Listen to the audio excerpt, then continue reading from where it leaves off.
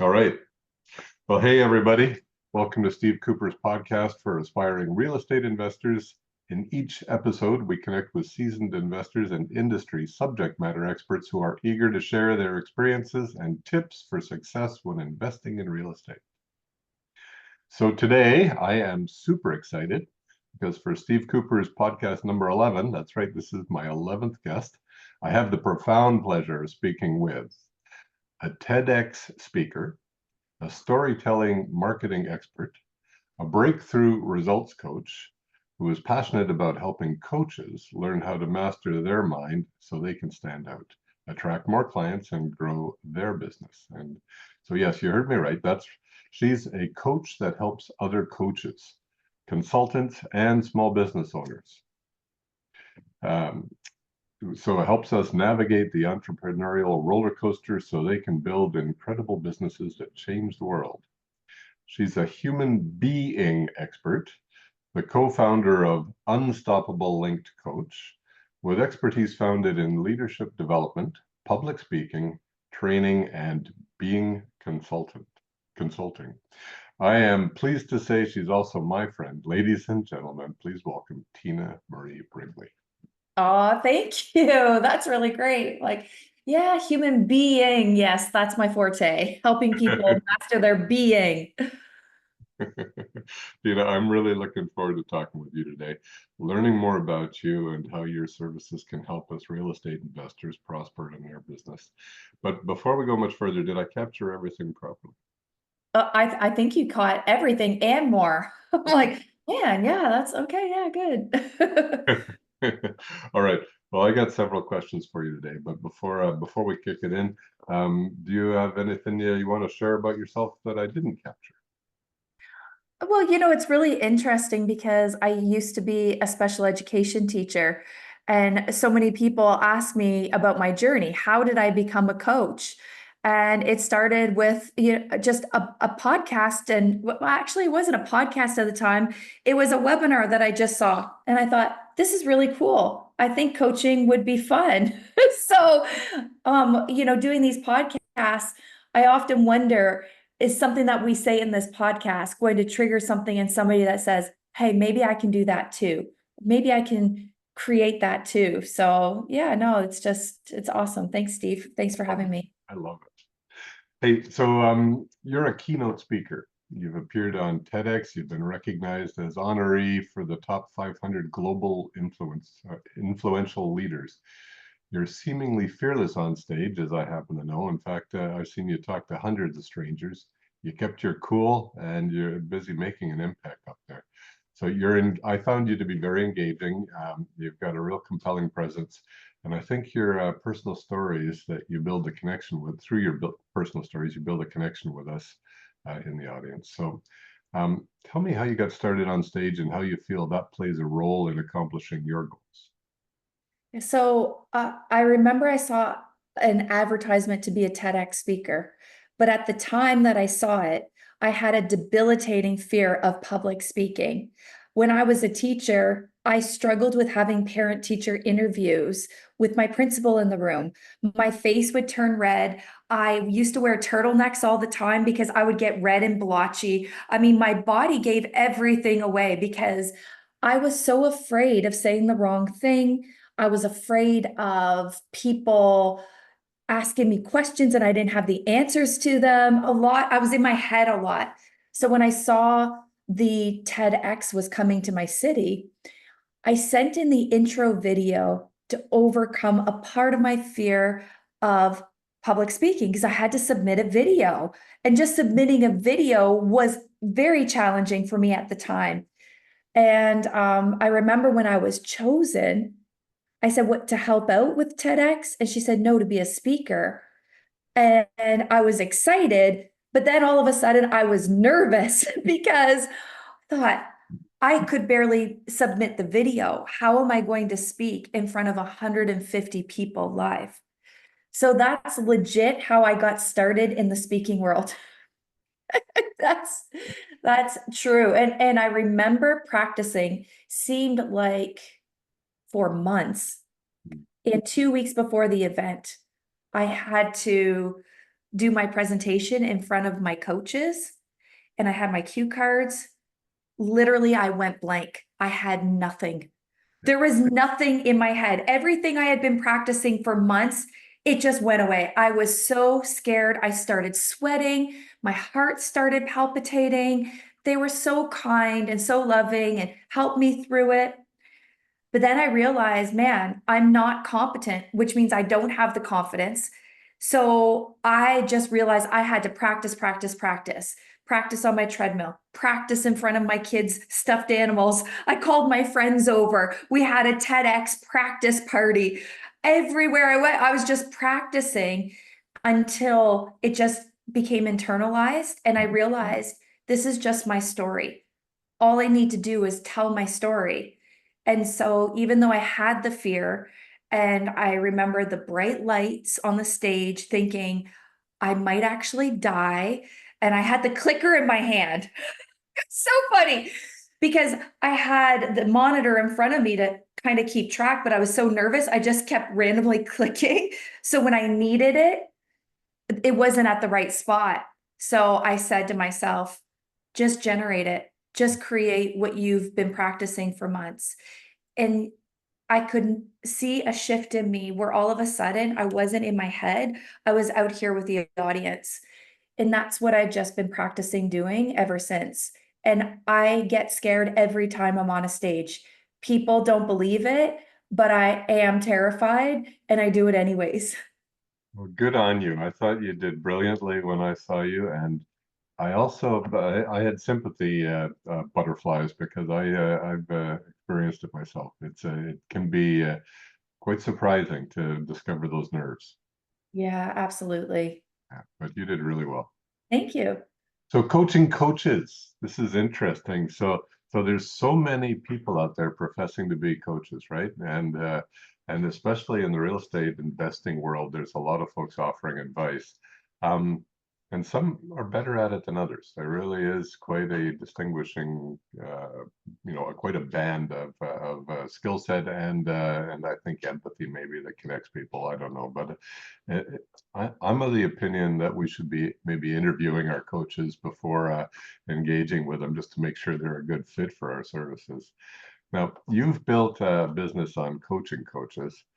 What do you consider to be the hallmark of a good coach?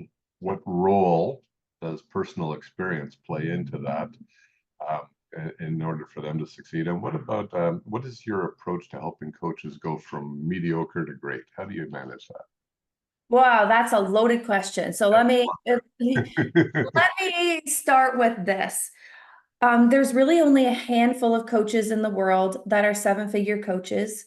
There's about 12% that are actually generating 10K months or 100K months. So a lot of people, they, because I've trained and developed over 1,500 coaches, they have an expertise. They can leverage their expertise and help fast track people's results. But sometimes what they do is they get into a niche where they have very little experience, but they think that's where the money is. And that does not actually work because you can only take clients as far as you're willing to take yourself. So when I first started coaching coaches, it was by accident, really, because I had completed my health coaching certification, my life coaching certification, and I replaced my teacher's salary in that first year. So I hit six figures my first year of coaching. So the people that were in my programs were asking me, how did you do that? What are you doing differently? Because they weren't getting traction, they weren't getting results. And my answer to them was, I have no idea. People just come to me. And that was the truth back then. But what I realize now that I didn't realize before, I was sharing myself. I was sharing my highs, my lows. I was authentically connecting with people.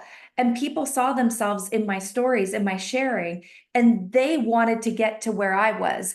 They knew that they were stuck and they wanted to just get two steps ahead, and they saw me as somebody that could help them because I had already done it. And not only that, I probably invested over 5,000 hours in my own personal development. Now, a lot of coaches can give their expertise away, but not all of them are doing the inner work to see the things in themselves that maybe they don't want to see, the shadow parts, the ugly parts, the inauthentic ways of being. So I believe coaches that are the best coaches are the ones that are really willing to take themselves on in a profound way, not just by reading books or doing yoga or meditating. I mean, really getting coaching by high-level coaches to help them see the things that they can't see. And I've worked with some of the best coaches in the world, uh, business coaches, personal development coaches, and I had some of the best training in the world to become a leadership coach. So I always say, put your money where your mouth is. Don't just talk the talk, you've got to walk the walk. And it's a process. And the more we can see it as a process, I feel it just unleashes the best version of ourselves, and people are attracted to that light. They love being with people that they feel that they can connect with and trust. So I hope I answered all three of your questions in there. I think you did. I think you did, Tina. Um, there's many people professing to, no, where am I going? Are the fundamentals of coaching radically different before COVID? If you're a coach and you wanted to create clients, and compared to now. So, I mean, COVID changed everything. We've got Zoom, we've got all kinds of online interfacing that's happening. What do you feel is the difference in how coaches can approach their clients now that you don't need to be in the same room necessarily together? How do you feel about that? When the pandemic hit, most people were offline. They were doing live events. They were out in their communities and their networks.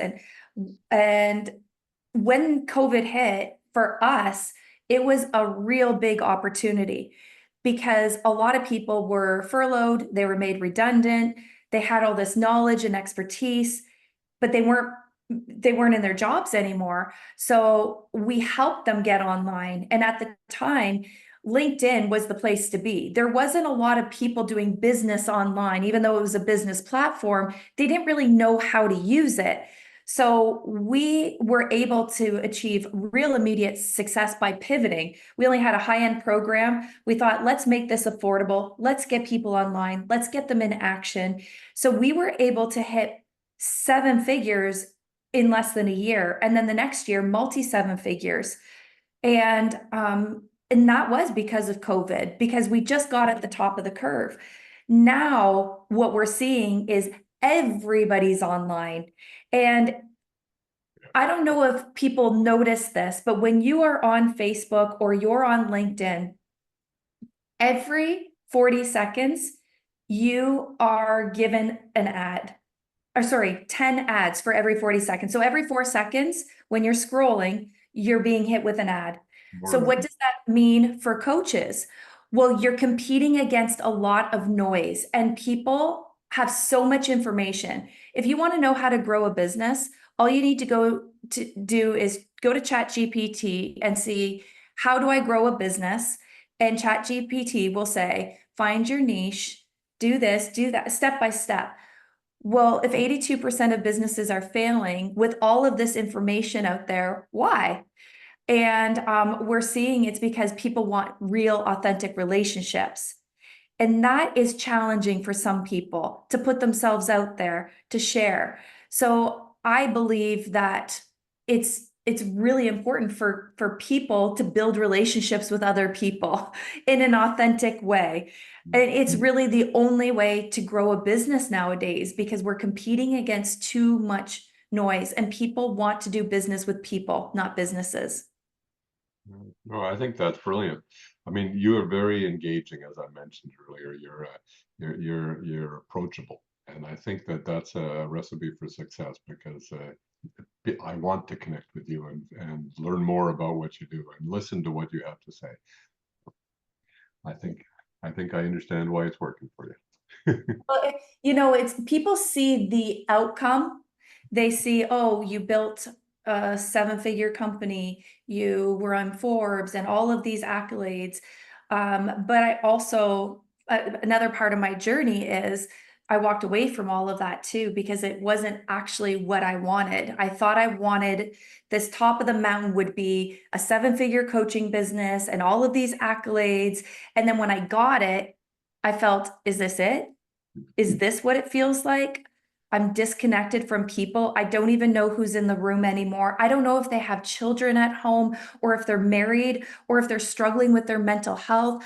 I'm running a business, but my business for me was the business of transforming lives. And I didn't know if I was actually fulfilling on that. And so I started seeing this big business is actually not for me. This isn't what I want for my life. I want to be connected because it's my core value. And so people think sometimes, are you crazy? Like you got to where only a handful of people ever get to, and you walked away. Yes, I did. And I don't have any regrets. So am I a 7-figure business owner right now? No, I'm not. And I'm okay with that because I know what is the impact of being in business like that. And so it's been a journey. So, and it's been full of, and this is entrepreneurship. It's highs and lows, it's bumps, it's failures, it's success. It's a roller coaster, but it's also alive. And that's what I love. I love the feeling of being alive and doing what I love on my terms without any attachment to what it should be. I love it. I love it. I think it's a nice segue into mindset, because I remember you talking about some of those life challenges, personal experiences, and the realization or empathy you gain from those experiences. And I'm a firm believer that mindset and self-awareness are key to personal development. They're critical for real estate investors. So, and I know so many people face roadblocks, things they can't get past. Now, you have a theory that we self-sabotage. Why do you think that? And without giving away any of your secret sauce in your business, tell us your approach to helping people work through it. Well, we hear a lot of the times that change doesn't happen inside of our comfort zone, but a lot of people aren't aware that there's 7 different comfort zones.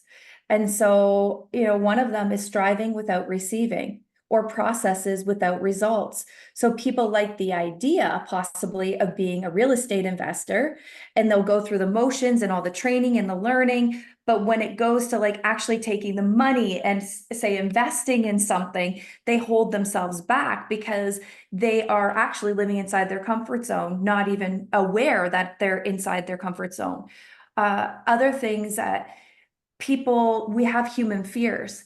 And one of our fears is fear of extinction. People say it's fear of death. Well, no, it's fear of letting go of our identity, our ego. Now, this is a little bit woo-woo here, but we have patterns and things that have happened to us in our life. And I feel like it's putting up an invisible wall. Something happens, we make a decision about ourselves. Something else happens, we make another decision. So then what we're going through is this life with this thick, transparent wall. We don't even know that it's there.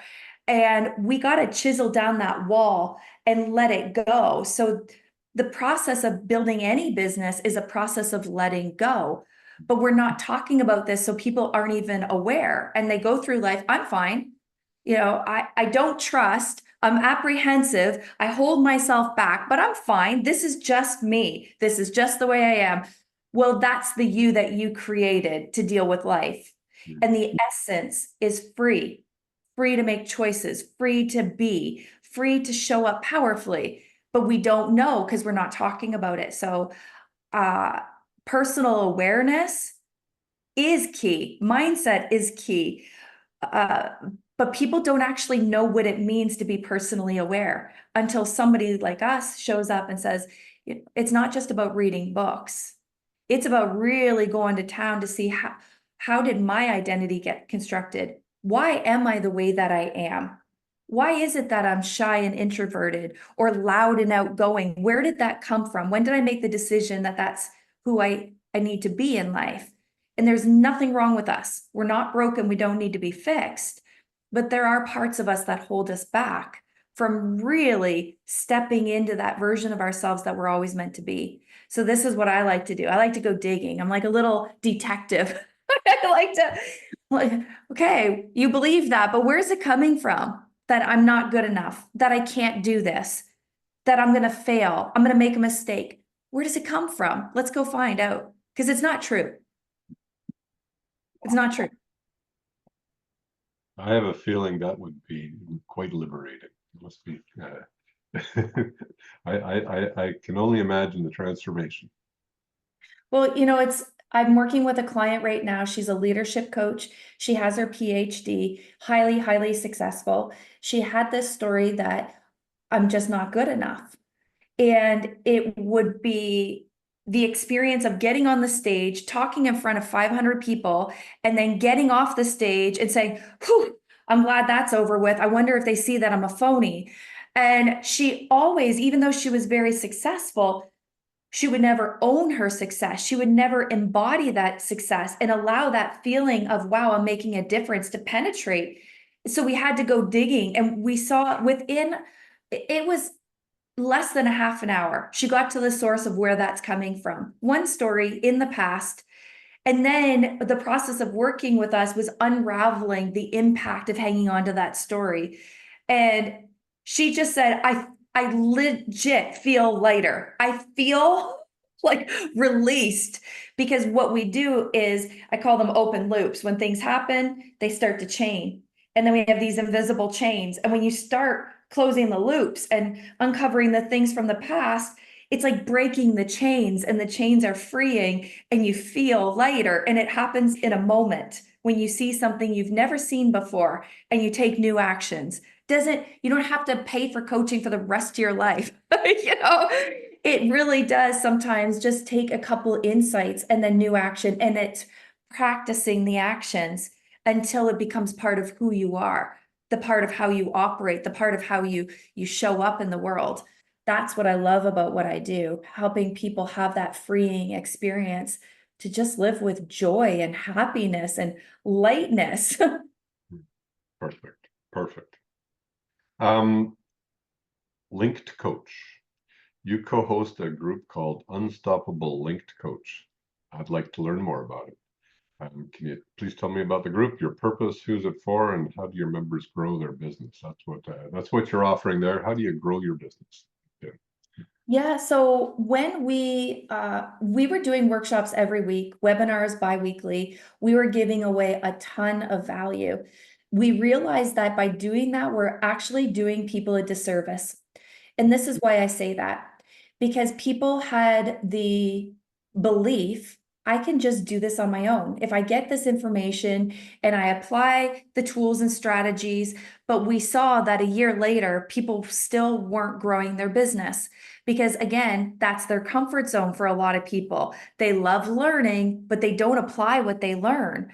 So we created this community, one, to build authentic relationships with people, to see where are your struggles, what are the resources we can give you, and how do we hold you accountable? And we knew that a lot of people couldn't afford high fees, or they didn't believe in themselves enough to invest in themselves, but we knew we could help them. But we wanted to help them in a way that would actually get them in action.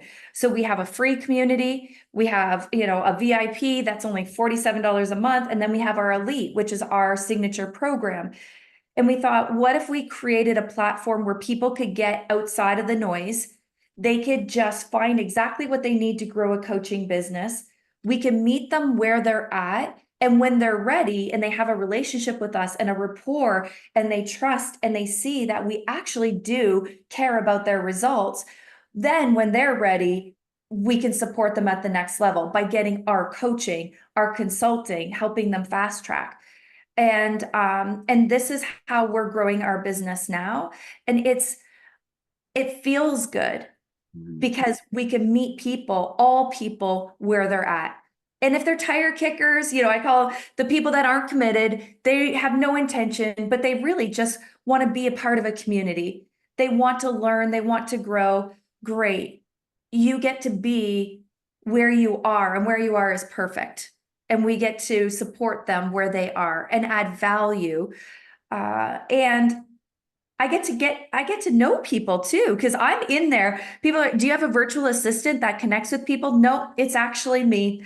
I spend 3 hours a day just going in the back end, messaging people. Tell me about what you're up to. What are you creating? What are your challenges? I send them to content that I've created to support with their challenges. My only intention is to give people value, because I know when we do that, when people are ready, we just trust that they will want to work with us, but we're not attached to it. And I remember when we went to this business model, a business coach said, that's business suicide. And he said, it's like being, this is awful. He said, it's like being pregnant for 9 months and then delivering a stillborn. I want to help you apply birth control. And I said, okay, I don't even know what that means, what you're telling me. Basically, his experience was, this is never going to work. And I just simply asked, have you ever tried it? And he said, well, no. I'm like, then that's just a story. And I said, and I like to pave my own path and I like to make my own mistakes. And if it epically fails, at least I get to enjoy the process and I'm not attached to winning or losing. I'm attached to creating transformation in the world. So thank you for your opinion, but it's not going to sway me. Who are you? That's just your opinion. And I think sometimes we get stuck in hiring coaches who have an opinion of how things should be done instead of how do I want to grow my business? And that's what we do too. I have a lot of strategies. We've done multiple things, webinars, workshops, in-person events, retreats.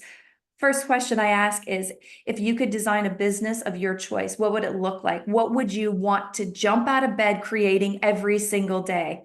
I'm like, okay, cool. Do that then. Do that. I don't ever say do what I do because it might not work for you. But when you create clarity on how you want your business to go, how you want to feel inside your business, everything is possible. Yeah. We just got to be willing to shift our lifestyle to have it.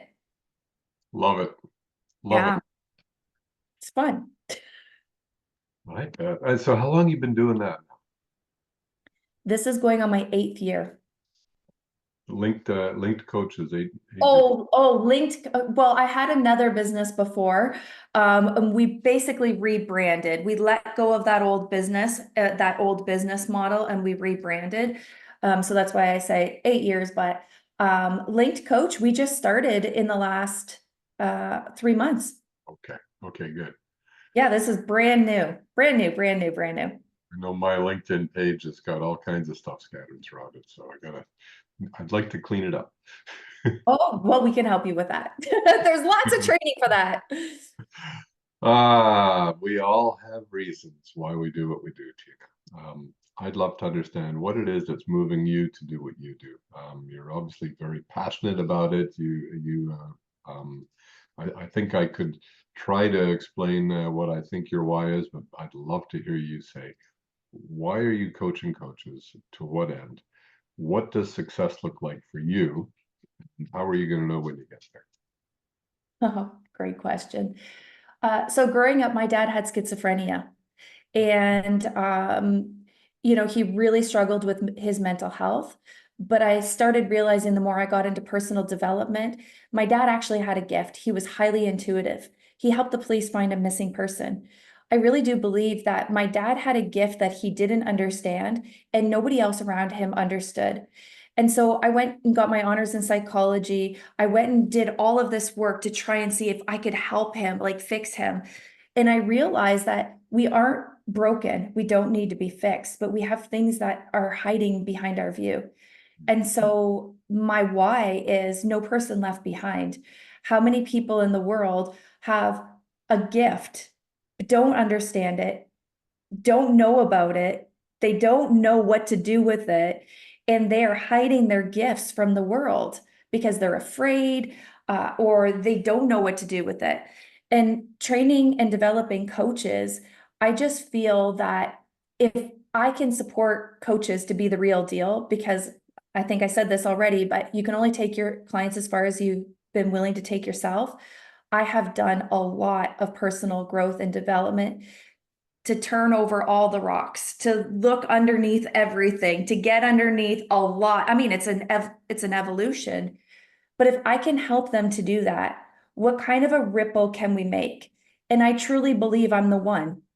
If we look at, I don't know if people are into astrology, but I'm a reflector, which means I'm like 1% of the world. And I really believe that everything that's happened to me has happened to bring me where I am today, to make a bigger impact in the world.